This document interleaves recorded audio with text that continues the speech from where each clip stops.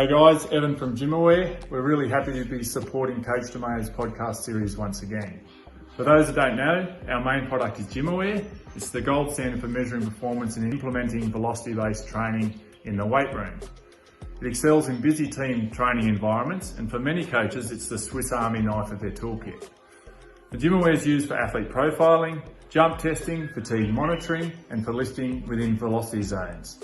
The system provides real-time feedback on individual targets, plus it's got an impressive range of leaderboards. Now, for those that are after a VBT device that's affordable, for the individual and for smaller groups, we recently released our new laser-based product, Flex. Importantly, it's been independently validated and proven to be both accurate and reliable. So if you're interested in either product, or you want to learn more about the velocity-based training and how it can help you as a coach, check out our website or contact us directly. So in the meantime, we trust you enjoy the Coach DeMayo's podcast, Outside the Rack. The world of strength and conditioning is filled with some fantastic practitioners that are always searching for more. But more what? What are strength and conditioning coaches searching for to better their ability to prepare their athletes? Well, what about cutting-edge information? Or a place where you can find different opinions from forward-thinking coaches on what you're doing, how you're doing, and try to get feedback to be better for your athletes? Or what about a place where you'll find like-minded coaches that can provide solid coaching advice and career development for you as you progress through your career as a strength and conditioning professional? Well, this is exactly why we built the Strength Coach Network. You'll have access to exclusive monthly content on top of the sensationally active forum that we have where you can communicate with coaches all over the world to find those answers that you're looking for to help you be a better practitioner for your athletes. So make sure you hop on over to strengthcoachnetwork.com/CVASPS, that's strengthcoachnetwork.com/CVASPS, and get your 48-hour trial for only $1. I look forward to seeing you in the Strength Coach Network. What's up, everybody, and welcome to the 69th episode of Outside the Rack, brought to you by Kinetic Performance, the makers of Gymaware. In this show, we're just going to try to dive a little deeper into the minds of the top practitioners in the world of sport performance to learn a little bit more about who they actually are and how they got to where they are today. Today, we are joined by the University of Louisville sport performance coach, Sean Smith. Sean, thanks for being with us today, buddy. Absolutely, man. I appreciate you having me on. Yeah, man. It's good to catch up. It's good to chop it up, man. Glad we could wrap here a little bit. But before we get too far into this, bud, who is Sean? Well, my title, my job is performance coach at the University of Louisville. So I've got volleyball, track and field, and then I assist with baseball. But Sean so that's my job. But Sean as a person, man, I'm a lover of life. I love culture. I love art in all its forms. I'm probably a wannabe chef. That's probably who I am the most. It's pretty funny that the chef thing keeps coming up with strength coaches. I think that that's a good thing for us. Oh yeah, man. If you're going to train hard, you got to be able to eat well. Oh, 100%. And I think that all too often we eat well, but we don't eat good, if that makes sense. Well, I don't always eat good, but I do eat well. I think that's good for all of us, man, especially with the hours. But I think that's one thing, too, that doing that 75 hard program that we did, I think that helped me a lot with that, too, is figuring that out and just go not to make that stop at Chick-fil-A is a lot easier than we think. Oh, I'm telling you what, this is a shock to most people that I tell, but I probably haven't eaten Chick-fil-A in maybe one time in the last 5 years. There's not one on my drive home though, so it makes it a little easier. You got to get barriers out of the way. Oh yeah, there's no barriers. I mean, like, I actually think I have to go through the parking lot to get into my townhouse. Like, I actually think that I think my parking space shares one. So it's yeah, you've got customer of the month. Yeah. It's an outstanding award for you. Yeah, unfortunately. But listen, man, it's a guy who's bounced around up and down from That's school up north and all that, and back to Louisville. You're a guy who's been in situations where there's been a lot of learning and a lot of good staffs to learn from. So, if you wouldn't mind for us, Bud, describe a learning situation that brought about an epiphany in your career.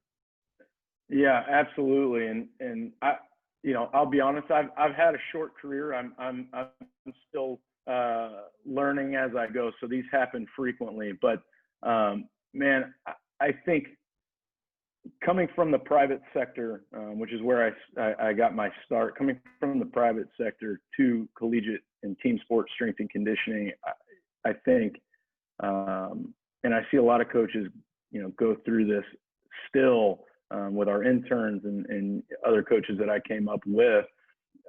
I think the biggest thing that I've had an epiphany on is that there is not a mold or a template to be a strength coach. And I think the best strength coach or the best coach in general is a genuine one. I think you've got to be self-aware enough to know who you are not. And it makes it a hell of a lot easier to figure out who you are along the way if you know that. But man, I think being genuine and there's a lot of coaches out there who genuinely have the rah-rah mentality and they are the hype man. I think there's ways to do that, but I don't think that's the only way to do it. And I think that's probably the biggest epiphany that I've had as a strength coach and in my short career. And my athletes know me, as a person and as a coach, because those are essentially one and the same for me. Yeah, I think that's one thing that a lot of people do think, that there has to be that, I don't know if I want to call it a cloud, but almost like that curtain, like at the Wizard of Oz, that you have to hide behind and be this bouncing hype guy, because that's what people see on the sidelines on Saturdays sometimes. And really, if that's not really who you are, the kids are going to see through it real quick. Absolutely. I could not agree more with that. But then, man, I think that leads us well into number two, right? Because if you're real and you've been through these situations where you've been going through stuff where you're learning and kind of tripping over things, it brings you times where there are just some things that you need to find answers to, but you may not have the ability to at that moment. So if Sean can ask one question, he knows what it's going to be, what would that answer be and why? Oh, man. Well, from a life perspective, I think there's some easy ones out there, right? There's so many fascinating questions I think we could ask just regarding the universe and evolution and how we came to be. I think it's hard to pick one. So that would be my first one. If I could just get the answer to anything, it would probably be something in those lines. But from a work standpoint and a coaching standpoint, man, I would love to know what it is about humans that make us so sort of hardwired for just being content, which drives a bit of complacency, I think. So why do we seem so hardwired to just go, that's good enough? Whether it be coaches or athletes or in business or just in life in general, how many times do we just settle because it's easy? So I think what drives complacency and why are we so hardwired to just be content? I would love to know that answer.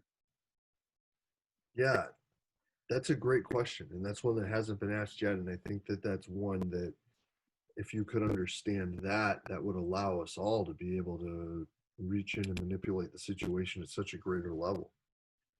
Oh man, it would change how would change how we operate, like night and day. I feel just with our athletes, with ourselves, with our spouse, with our friends, whatever it is.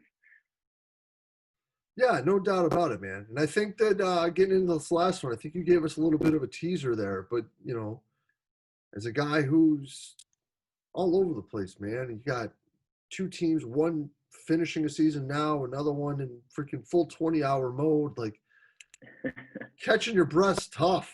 So what's your escape, bud? My escape would normally be to travel, and that's my physical escape is get out of town. obviously right now we've been thrown a curveball with the coronavirus, so I'm not able to physically travel anywhere, but I said I wanted to be a wannabe chef earlier. And that's what I am. And so cooking to me is a great way to travel from, just from my own kitchen. I think there's probably no better way to experience a culture, walk in somebody else's shoes, understand, a different place, a different culture than by quite literally breaking bread with people. And, I think if there was another job that I could have, I would have taken Anthony Bourdain's job. Just travel and eat good food. There are worse things you could do. Oh man, I can think of plenty. I can't Yeah, think of many things better though. No. And to get paid well to do it, I'm in. Oh, yeah. I don't even need to be paid well. I'm good. There we go. I would be content. I would be content, you saying. I love it. There we go. Oh, there we go. Bringing it all the way around. I love it. Really, I'm closing the loop. Closing the loop, man. baby. Oh, I love it. Sean, that's great stuff, man. I truly appreciate your time, buddy. This is great. Absolutely. Thanks, Jay, for having me on. Yeah, man. It's great to catch up, and we'll be in touch real soon, man. Cheers. Yeah.